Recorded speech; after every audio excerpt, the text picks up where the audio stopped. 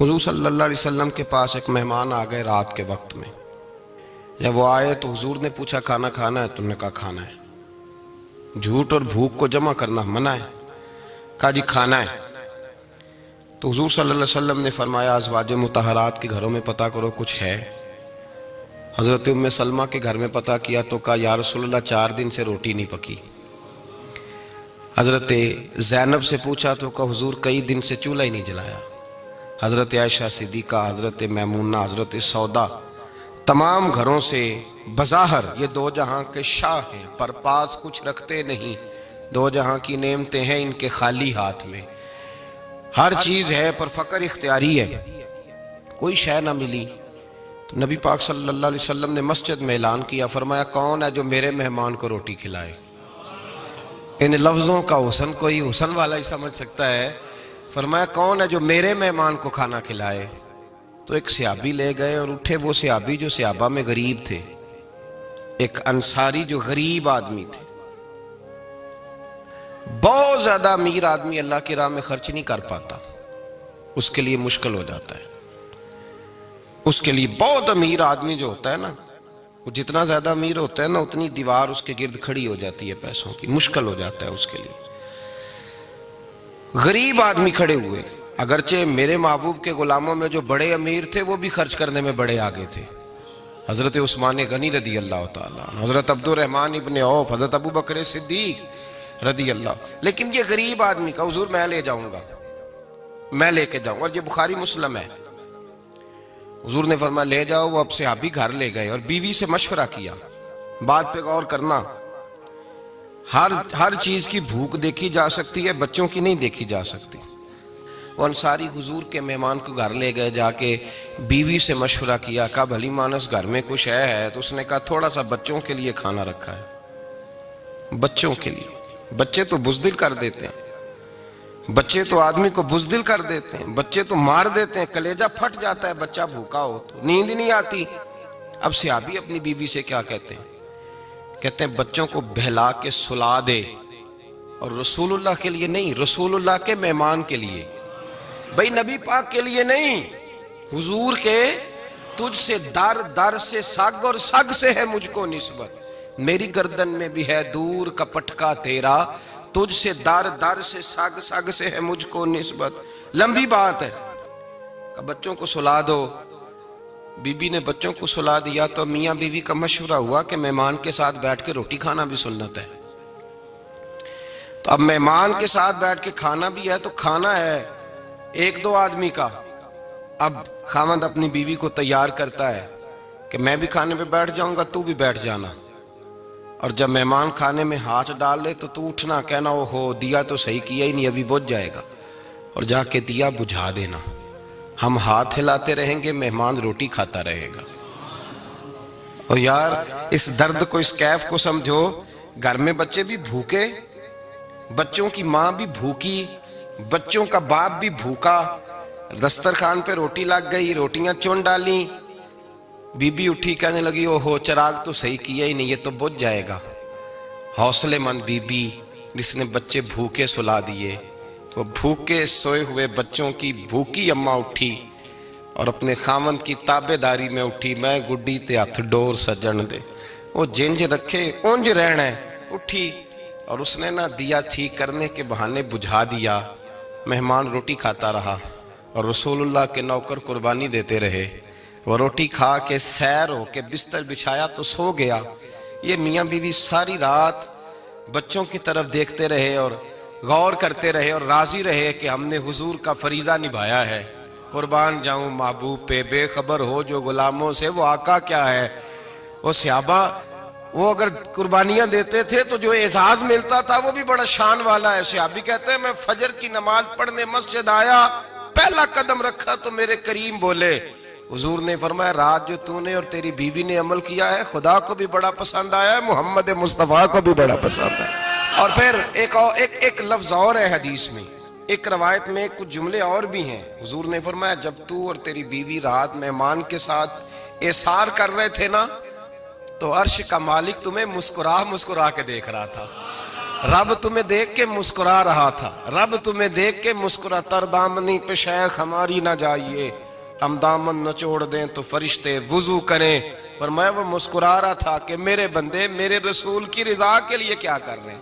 اور صاحب دیکھو، نبی پاک کے لیے نہیں، خاندان کے لیے نہیں، خاندان نبوت کے لیے نہیں، حضور کے نہ سمجھیں یار، اس پہلو کو سمجھیں، نبی پاک کے بریلی کے امام بول پڑے، فرمانے لگے تجھ سے در سے سگ سے ہے مجھ کو نسبت، تجھ سے در سے سگ کتے کو کہتے ہیں فارسی میں۔ فرماتے محبوب تیرا دروازہ اور دروازے پہ کتا، اور کتے کے پاس میں بیٹھا ہوں، چلو کتے کے پاس تو بیٹھا ہوں نا، میری گردن میں بھی کوئی تو پٹکا آیا ہی ہے نا، تجھ سے در سے سگ، اور سگ سے ہے مجھ کو نسبت، چلو میری گردن میں بھی ہے دور کا پٹکا تیرا۔ قرآن مجید بول اٹھا، رب کریم نے فرمایا حبیب یہ تیرے غلام وہ ہیں کہ وَيُقْصِرُونَ عَلَىٰ أَنفُسِهِمْ وَلَوْ كَانَ بِهِمْ خَصَاصَةٌ، فرمایا ان کا حال یہ ہے کہ جس چیز کی شدید حاجت ہوتی ہے وہ بھی اپنے بھائیوں پہ قربان کر دیتے ہیں، وہ دے دیتے ہیں تیرے نام پہ۔ جب مکے والے مدینے آئے، انصار مدینہ، تو میرے مصطفیٰ کریم نے فرمایا نہ تمہاری نسلیں ایک ہیں نہ قبیلے ایک ہیں، لیکن تمہارا نبی ایک ہے، تمہارا رسول ایک، خدا ایک، کتاب ایک، تمہارا میری وجہ سے رشتہ ہے، چلو اپنے بھائیوں کے ساتھ احسار کرو، چلو احسار کرو۔ اگر کسی کے 2 مکان تھے تو اس نے ایک اس کو دے دیا جو مکے سے آیا تھا، 2 باغ تھے تو ایک دے دیا، کسی کے پاس ایک تھا تو آدھا بانٹ کے دے دیا، ہر چیز تقسیم کر دی۔ حالات بدل جاتے ہیں، حالات بدل جاتے ہیں۔ تلک الایام نداولها بین الناس، اللہ لوگوں کے درمیان دن بدل دیتا ہے، حالات بدل گئے، بڑا مال غنیمت آیا، بنو نزیر کا علاقہ فتح ہوا تو میرے رسول پاک صلی اللہ تعالیٰ علیہ وسلم نے انصار مدینہ کو اکٹھا کیا، فرمایا بھئی مال اب بڑا آ گیا ہے، 2 باتیں، یہاں تو اس طرح کرتے ہیں کہ میں ان کو کہتا ہوں جو مکے سے آئے تھے کہ جتنی تمہاری جائیدادیں باغ انہوں نے لیے ہیں واپس کر دیتے ہیں تمہیں، اور جو مال آیا ہے وہ بھی تم میں سے آدھا آدھا دونوں کے درمیان بانٹ دیتے ہیں، یا جیسے تمہارا دل چاہے، تمہارے مال بھی واپس کرتے ہیں اور جو وہاں سے مال آیا وہ تمہارے بیچ بانٹ دیتے ہیں، یا اگر تم کہو تو یہ مال ان کو دے دیتے ہیں مہاجرین کو، اور تمہیں تمہارے مال واپس مل جاتے ہیں۔ حضور نے پوچھا انصار مدینہ سے، حضرت سعد بن معاذ، سعد بن عبادہ تڑپ کے کھڑے ہوئے، عرض کی محبوبہ میں تو ابو بکر کو جانتا ہی نہیں تھا، حضور مجھے کیا پتا عمر کون ہے، میں کیا جانوں عثمان غنی مولا علی کی عظمتوں کو، محبوبہ میں نے تو تجھے ان کی طرف مسکرا کے دیکھتے ہوئے دیکھا ہے، تیرا جلوہ دیکھا ہے، تجھ سے در سے سگ سے ہے مجھ کو نسبت۔ یا رسول اللہ صلی اللہ علیہ وسلم ہم سے مشورہ نہ کریں، آپ اس طرح کریں جو جائیدادیں ہم نے انہیں دی ہیں وہ بھی ان کے پاس رہنے دیں، اور جو مال آیا ہے وہ بھی ان میں تقسیم کر دیں، اس لیے کہ ہمیں تو بس اتنا پتہ ہے کہ یہ آپ کے غلام ہیں، آپ کے نوکر ہیں، ہمیں اس سے زیادہ کسی چیز کے کوئی غرض، بس آپ کے غلام ہے، بات ختم ہو گئی۔ حضور خاموش ہو گئے۔ صحابہ کہتے ہیں دیر کے بعد ہم نے کہا فیصلہ ہونا چاہیے، فیصلہ پتہ کیا ہوا؟ حضور نے ہاتھ اٹھائے، کہا اے اللہ میرے مدینے والوں پہ رحم فرما، اے اللہ میرے انصار پہ رحم فرما، اللہ ان کے جذبے قبول فرما۔ بھائی احسار والی زندگی، وہ کیا بات ہوئی کہ میں نے بڑی قربانی دی ہے، اور جب تک تو قربانی نہیں دیتا تو قدر والا نہیں ہوتا۔ جو چیز قربانی سے حاصل ہوتی ہے اس کی قدر ہوتی ہے، جو چیز مفت میں آ جاتی ہے اس کی کوئی قدر نہیں ہوتی، کوئی قدر نہیں۔ میں اکثر سوچتا ہوں کہ حضرت خواجہ اجمیری کے خلیفے اجمیر میں بھی تو ہونے چاہیے تھے نا، لیکن ان کے خلیفے اجمیر میں نہیں ہوئے، دلی میں ہوئے۔ تو میں سوچتا ہوں دلی والوں کے خلیفے دلی میں ہونے چاہیے، لیکن دلی میں نہیں ہوئے، پاک پتن میں ہوئے، تو پاک پتن والوں کے یہاں ہو جاتے۔ وہ اس لیے کہ قربانی جو دیتا ہے نا، جو دور سے چل کے آتا ہے وہ قربانی کرتا ہے، قربانی دیتا ہے، اس کو قدر زیادہ ہوتی ہے۔ ہم نے کسی شے کے لیے کبھی قربانی نہیں دی، نہ دین کے لیے، نہ قرآن کے لیے، نہ مسجد کے لیے، نہ شیخ کے لیے، نہ طریقت کے لیے، قربانی تو ہے ہی نہیں۔ تو جو شے مفت ملتی ہے اس کا نہ مزہ آتا ہے نہ قدر ہوتی ہے۔ جو چیز قربانی کر کے لیتے ہو نا، قربانی کر کے، اس کی قدر ہوتی ہے۔ کسی لیے کہا تھا کسی درویش نے، اس نے کہا تھا قدر نبیدہ ایک کی جانن دنیا دار کمینے، قدر نبی دا جانل واگے سو گئے وچ مدینے. ان سے پوچھو نا، ان سے پوچھو ان حضرات کو کتنی قدر تھی. قربانی اپنی زندگی میں دینا سیکھیں. ایک ہوتی ہے بندے کی ذاتی خواہش، اس کو کچلنا بڑا مشکل ہوتا ہے. قربانی بڑی ضروری چیز کا نام ہے، اور جو قربانی دینا سیکھ جاتا ہے وہ بچ جاتا ہے. کتیا 6 بچے جنم دیتی ہے لیکن قربانی نہیں نہ دیتی بچوں کی، تو ریوڑ نہیں بنتے، اجڑ نہیں بنتے. بکری 2 بچے پیدا کرتی ہے اور سال کے بعد ہزاروں بچوں، لاکھوں بچوں کی قربانی دیتی ہے، پر پھر بھی جدھر جاؤ بکرے ہی بکرے نظر آتے ہیں. جو قربانی دینا سیکھ جاتا ہے نا، یزید نے کوئی قربانی نہیں دی، اس لیے کوئی شخص بھی کھڑا ہو کے نہیں کہتا، حالانکہ 14-15 بیٹے تھے یزید کے، کوئی بھی کھڑا ہو کے نہیں کہتا میں اس کی نسل میں سے ہوں. امام حسین نے ساری قربانی دے دی. ایک زین العابدین بچے تھے، پوری دنیا میں اللہ نے سید عطا فرمائے ہوئے ہیں. جو قربانی دینا سیکھ جاتا ہے وہ بچ جاتا ہے. ہم نا قربانی کیا، ہمارے پاس تو اضافی شے ہے وہی دینے کو تیار نہیں. جب آپ تیار ہی نہیں تو سودا ہی نہیں کر، آپ نکلے ہی نہیں میدان میں، تو حاصل کیسے ہو؟ حصول تو تب ہوگا نا جب آپ کوئی انویسٹمنٹ کریں گے. تو آپ انویسٹ ہی نہیں کر رہے تو بھائی آپ نے پودا ہی نہیں لگایا تو پھل کیسے ملے؟ قربانی نہیں دی تو وہ درجہ کیسے ملے؟ اس کے لیے تو قربانی ضروری ہے. اب تمام صحابہ کی زندگی پڑھ لیں، حضرت ابو بکر سے لے کر حضرت بلال تک، یہ سارے قربانی والے ہیں. آپ تمام اولیاء کی صفت پڑھ لیں، غوث اعظم، جیلانی، داتا علی اجویری، خواجہ معین الدین، یہ سب قربانی والے لوگ ہیں. قربانی دیتے رہے تو بچے ہوئے ہیں. ان کے جو ساتھ تھے وہ بھی قربانیوں والے تھے. قربانی حصہ ہے طریقت کا، قربانی ضروری ہے. اور ہمارے صوفیاء تو کہتے ہیں جس شخص نے تصوف میں آ کے قربانی نہیں دی. بزرگوں کے پاس ایک شخص آیا، غالباً خواجہ نظام الدین محبوب الہی کی بات ہے، میرے ذہن میں نام پورا نہیں سما رہا. تو ایک مرید نے آ کے کہا حضور زکوٰۃ کتنی دینی ہے؟ فرمایا 2.5%. تھوڑی دیر کے بعد حضرت نصیر الدین چراغ دہلوی آ گئے، کہا حضور اللہ کے راستے میں کتنے دینے ہیں؟ فرمایا 50%. ایک ساتھی قریب بیٹھا تھا، اس نے کہا پہلے کے لیے 2.5% کا فتویٰ تھا، اس کو کہہ دیا دے دے. چند منٹ گزرے تو حضرت امیر خسرو بھی آ گئے، کہا حضور زکوٰۃ کتنی دینی ہے؟ فرمایا جو ہے سارا ہی لے آ، تیری 100% ہے. تو وہ ساتھی جو قریب بیٹھے تھے اس نے کہا بابا فتوے علیحدہ علیحدہ ہیں. فرمایا فتویٰ ایک ہی ہے، بندے علیحدہ علیحدہ ہے. فتویٰ ایک ہی ہے، مجھے پتہ ہے کون کتنے دے سکتا ہے. وہ جس کو میں نے 2.5% کہا ہے وہ بھی جا کے حساب کتاب کرے گا، اس نے 2.5 بھی پورا نہیں دینا. فرمایا جس امیر خسرو کو میں نے کہا نا سارا لے آ، اس کا دل کرے گا میں اپنا مکان بھی توڑ کے لے آؤں. میں نے فتویٰ ایک ہے، بندہ دیکھ کے بات کی ہے. بھائی قربانی نہیں ہے، اظہار ہی نہیں ہے، جذبہ ہی نہیں ہے، ہمارا مزاج ہی نہیں ہے. لیکن نا یہ اب ایک تو شریعت کی قربانی ہے نا، یہ تو اس پہ بھی لوگ بڑا سوچیں گے، اس پہ بھی لوگ بڑا سوچیں گے. فتوے پوچھتے پھریں گے کہ جی میرے اوپر تو ابھی میں نے تو 15,500 قرضہ دینا ہے، دوں کہ نہ دوں، کون سی دوں؟ فتوے پوچھیں گے. دینے کی دفعہ فتوے پوچھیں گے اور لینے کی دفعہ چھٹی، جو آتا ہے آنے دو. کبھی لینے کی دفعہ بھی فتویٰ پوچھنا صاحب کہ یہ مجھے اتنا مال آ رہا لے لوں کہ نہ لوں. وہ لے لیا، قابو کر لیا. جب دینے کی باری آئی تو فتویٰ احصار کریں. اور احصار صفت ہے مسلمان کی، یہ احصار کرنے لگتا ہے تو بچنے لگ جاتا ہے، اس کا فائدہ ہونے لگ جاتا ہے. قربانی دینے لگ جاتا ہے تو بچ جاتا ہے.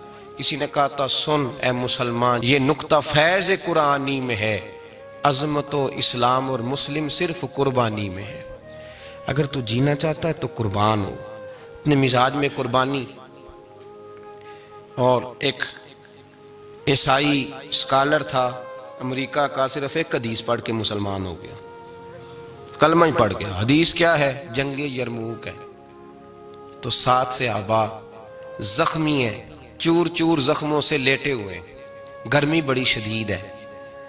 العطش العطش، پیاس پیاس پیاس پکارے ایک صحابی. ایک آدمی دوڑا دوڑا آیا، پانی کا برتن ہاتھ میں ہے، اس کے منہ کے قریب پانی کیا تو قریب ایک اور زخمی نے کہا میں بھی پیاسا ہوں. زخموں سے چور چور شخص نے، میدان میں پڑے ہوئے آدمی نے کہا یار پہلے اسے پلا دو، وہ زیادہ پیاسا ہے. وہ کہتا ہے میں جب اس کے پاس گیا، اس کو پانی دینے لگا تو ایک آدمی قریب سے اور بولا یار میرے تو زبان پہ زخم ہے، دوڑ کے آؤ، بڑی پیاس ہے۔ کہتا میں نے پانی کا کٹورا اس کے قریب جو کیا تو چوتھا بول پڑا۔ میں اس نے کہا ادھر لے جاؤ یار، میرا گزارا ہو جائے گا، کام چل جائے گا۔ وہ کہتا پانچواں بول پڑا تو چوتھے نے انکار کر دیا، میں نہیں پیوں گا، پہلے اس کے پاس لے جاؤ۔ کہتا حد ہو گئی۔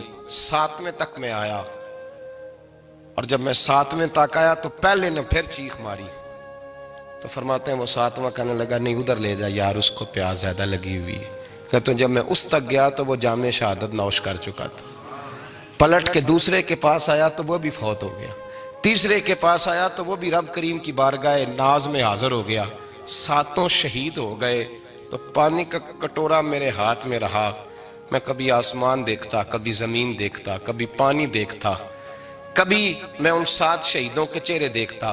پھر دل میں خیال آیا یہ تو گردنیں کاٹنے والے تھے، یہ تو ایک دوسرے کو قتل کرنے والے تھے، یہ تو خون پینے والے تھے۔ آج یہ سارے اس لیے کر رہے ہیں کہ سارے محمد عربی کے غلام بن گئے، رسول اللہ صلی اللہ علیہ وسلم کے نوکر بن گئے۔ وہ کہتا میں نے حدیث پڑھی تو میں مسلمان ہو گیا۔ میں نے کہا یہ جذبے دنیا دار بندہ پیدا نہیں کر سکتا، یہ جس نے جذبہ پیدا کیا ہے وہ اللہ کا سچا رسول ہے۔ میرے بھائی اظہار کا مزاج پیدا کریں۔ قربانی تو نہیں رہی معاشرے میں، اظہار ہی تو نہیں ہے۔ ہم روایتیں پڑھتے ہیں، سنتے ہیں، لیکن آپ یقین کریں پنکھے کے نیچے مسجد میں کوئی دوسرے کو جگہ دینے کو تیار نہیں۔ پھر پنکھا ہے نا چل رہا ہے تو کوشش ہے کہ مجھے عین اس جگہ ملے جہاں پنکھا چل رہا ہے۔ اتنا بھی اظہار کرنے کو لوگ تیار نہیں، اتنا بھی۔ اور درجے بڑے بڑے لینے چاہتے ہیں، بڑے بڑے درجے۔ وہ ہمارے پاس لوگ آتے ہیں، 2-4 لفظ لکھے ہوتے ہیں نا نام کے ساتھ، کوئی علامہ لکھ دیتا ہے، کوئی پیر صاحب لکھ دیتا ہے، تو لوگ بڑی باتیں پوچھ لیتے ہیں۔ کئی دفعہ آ کے پوچھتے ہیں میرا زیارت کرنے کو دل کرتا ہے۔ میں کہتا ہوں یار تو نے آخری سیڑھی پہ پیر رکھ دیا ہے، بالکل آخری پہ۔ دل تو تیرا جس چیز کو کرے گا تو وہ کرنے لگ جائے گا۔ پہلے شروع تو حضرت جنید بغدادی رحمت اللہ تعالی علیہ، وہ دریا کنارے کھڑے تھے تو آپ دریا کے اندر پیر رکھا آگے جانے کے لیے۔ یہ اعلیٰ حضرت نے لکھا ہے واقعہ ملفوظات شریف میں۔ دریا پار کرنے کے لیے پیر رکھا تو ایک شخص کہنے لگا حضور مجھے بھی ساتھ لے لیں۔ آپ نے فرمایا میں دریا پار کروں گا تو اس طرح کرنا، میرا کرتا پکڑ لے اور یا جنید یا جنید کہنا شروع کر دے۔ یا جنید یا جنید، اس پہ فتویٰ بھی لگ جاتا ہے، پر کیا کرے، اب مسئلہ تو صحیح ہے نا۔ تو پیر میرا پیچھے سے کرتا پکڑ لے اور یا جنید کہہ، وہ کہتا ہے پیر رکھا نا حضرت نے پانی میں تو میں بھی پیچھے۔ تو حضرت جنید بغدادی کیا کہتے ہیں یا رحمان یا اللہ، یا رحمان یا اللہ، وہ خود یہ پڑھ رہے ہیں اور مجھے لگایا یا جنید پہ۔ کہتے ہیں دریا میں وہ بھی چلنے لگے تو میں بھی، یوں لگا جیسے پکے فرش پہ چل رہے ہیں۔ کہتے ہیں تھوڑا سا گزرا تو میں نے کہا بابا خود یا رحمان یا اللہ کہہ رہا ہے اور مجھے یا جنید پہ لگایا ہوا ہے، تو چلو میں بھی یا رحمان یا اللہ پڑھتا ہوں۔ کہتے ہیں میں نے یا رحمان یا اللہ کہا تو میں ڈوبنے لگ گیا، دریا میں ڈوبنے لگا۔ تو حضرت فرمانے لگے تجھے کہا نا یا جنید کہہ، کہتے پھر یا جنید کا تو پھر اوپر آ گیا۔ تھوڑا اور جا کے اب شیطان باز تو آتا نہیں، الذی یوسوس فی صدور الناس، یہ جاتا تو دل تک ہے نا، باز تو آتا نہیں۔ دن میں 36 دفعہ تو مشورہ دیتا ہے کہ سیدھی نماز پڑھو، یہ کس چکر میں لگ گئے، روز تو تقریر کرتا ہے۔ کہتا پھر دل میں وسوسہ آیا تو پھر میں نے جا کے کہا کہ یہ مجھے خود یا رحمان یا اللہ اور میں یا جنید۔ پھر میں نے کہا یا رحمان یا اللہ تو پھر ڈوبنے لگا۔ کہتے ہیں بابے نے پکڑ کے نکالا، کہا چپ کر کے یا جنید کہہ اگر پار جانا ہے تو، یا جنید کہہ۔ کہتے کنارہ آ گیا تو میرے دل میں خود ہی تھی، وسوسہ تھا کہ بابا تو یا رحمان یا اللہ کہے تو ترے، میں کہوں تو ڈوبے۔ میرے دل میں وسوسہ تھا۔ اللہ والے ادھار تو رکھتے ہی نہیں نا، جو بات دل میں آتی ہے وہ بیان پہلے کر دیتے ہیں، ادھار تو ہے ہی نہیں ان کے ہاں۔ وہ تو کہتے ہیں تجھے بولنے کی گنجائش ہی نہیں دیں گے، تیرے سوال دل میں ہوگا جواب ہماری زبان پہ ہوگا۔ یہ تو چکر ہی نہیں نا، بالکل کوئی کھاتا ہی نہیں۔ رب کریم کا بندہ تو بات ہی وہ کرتا ہے جو کو دل میں لے کے آتا ہے۔ فرماتے ہیں جیسے ہی میرے دل میں یہ وسوسہ تھا، حضرت جنید بغدادی رحمت اللہ تعالیٰ علیہ باہر نکل گئے تو پلٹ کے میری طرف دیکھا اور مسکرا کے فرمانے لگے بیٹا جنید تک تو پہنچ لے، اللہ تو ابھی بڑی دور ہے، ابھی جنید تک تو پہنچ جا، ابھی تو جنید تک نہیں پہنچا، ابھی تو میرے تک تو پہنچ جا، اللہ تو ابھی بڑی دور ہے، تو ڈائریکٹ ہی وہاں تک جانے لگا ہے۔ شروع تو ہو ابھی، تو یہاں لوگ سیدھا ہی آ کے کہتے ہیں زیارت کرنی ہے۔ مجھے ایک صاحب کہنے لگے جی میں نے ایک پیر صاحب کے بارے میں سنا ہے ان کی بیعت ہوتے ہی بندے کو نبی پاک کا دیدار ہو جاتا ہے۔ میں نے کہا ٹھہر جا ذرا، اس کو بھی کہہ بریک پہ پیر رکھے، بیعت کرتے ہی دیدار ہو جاتا ہے؟ یہ کوئی لوٹ سیل ہے؟ زندگی گزر جاتی ہے انسان کی، مر جاتا ہے، اور جس کو حضور کا دیدار ہو پھر بچ جائے، پھر قائم رہے، پھر اس کی زندگی نہ بدلے، پھر اس کا دنیا سے کوئی تعلق رہ جائے۔ یہ پوچھ ابو بکر صدیق سے جنہیں دیدار ہوا تھا، جب دیدار ہوا تو یار رہا ہے، باقی کوئی شے بھی نہیں رہی، پھر محبوب رہے اور کچھ بھی نہیں بچتا۔ تو وہ کس طرح کا ہے جو دیدار بھی کراتا ہے اور پھر کہتا جاؤ دکان بھی کھول لو جا کے؟ یہ کیسی بات؟ وہ ایک منزل ہے، وہ اپنی جگہ پہ آ کے آتی ہے، اور یہی بہتر ہے کہ پردوں میں وہ پردہ پوش رہے۔ وہ اگر پردے اٹھا دے تو کسے ہوش رہے؟ پھر مشکل ہو جاتا ہے معاملہ، مشکل ہو جاتا ہے۔ تو بھائی یاد رکھیں، قربانی دینا سیکھیں، اثار کرنا سیکھیں، اور صفر سے شروع کریں۔ زندگی میں ہم لینے کے چکر میں پڑ جاتے ہیں تو نقصان اٹھاتے ہیں۔ عقل کے گھوڑے کم دوڑائیں، محبت کے ساتھ عمل زیادہ کریں، دماغ کا استعمال کم کریں اور عمل زیادہ کریں، زیادہ عمل کریں، ورنہ شیطان تو نماز بھی نہیں پڑھنے دے گا۔ وہ تو کہے گا کہ جناب چلو ٹھیک ہے اللہ نے معاف ہی کر دینا ہے نا، وہ تو کچھ بھی نہیں کرنے دے گا۔ دماغ کا استعمال کم کریں اور عمل زیادہ کریں، جد و جہد زیادہ کریں، اظہار کریں، قربانی کریں اپنی زندگی میں، کریں کسی کے لیے کچھ، اظہار کریں، کسی کو کچھ دیں۔ یہ جو ہم اولاد کے لیے قربانی دیتے ہیں نا، تو یہ قربانی نہیں ہوتی، یہ لالچ ہوتا ہے، یہ سودا ہے۔ پتہ ہے آپ کو یہ سودا ہے؟ ہم بچپن میں ان کی خدمت کریں گے، یہ بڑھاپے میں ہماری خدمت کریں گے، تو یہ تو تجارت ہے، یہ کوئی اصول نہیں۔ میرے بچے بڑے ہو گئے تو مجھے خیر صلی اللہ، یہ تجارت ہے بھائی، یہ تجارت ہے، یہ قربانی نہیں، تو تجارت ہے۔ یہ آپ جو کر رہے ہیں یہ تو کمیٹی ڈال رہے ہیں آپ، اور چونکہ نیت یہ ہوتی ہے خدمت کی، تو پھر نصیب والوں کو خدمت ملتی ہے، قسمت والوں کو ملتی ہے۔ ورنہ بچے کہتے ہیں ابا جی ٹھیک ہے آپ نے ہماری خدمت کی تو سارے کرتے ہیں، آپ نے کوئی نوکی تھوڑی کی ہے، چھٹی آپ وہاں بیٹھیں، چائے ملے گی وقت پہ پہنچے گی، لیکن آپ مداخلت نہ کریں کسی چیز کے اندر، تجارت نہ کریں، اظہار کریں، قربانی کریں۔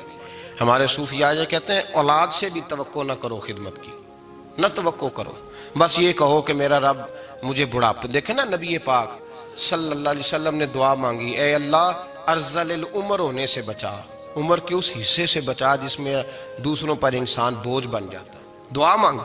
تو یہ لالچ بھی نہ کبھی زندگی میں رکھیں کہ میری فلاں آدمی خدمت کرے گا، یہ لالچ بھی برا ہے، اس پر بھی توجہ نہ کریں۔ اپنی دنیا آپ پیدا کر اگر زندوں میں ہے، سر آدم ہے، ضمیر کن فکاں ہے زندگی، یاد رکھیں۔ ہوش آنے سے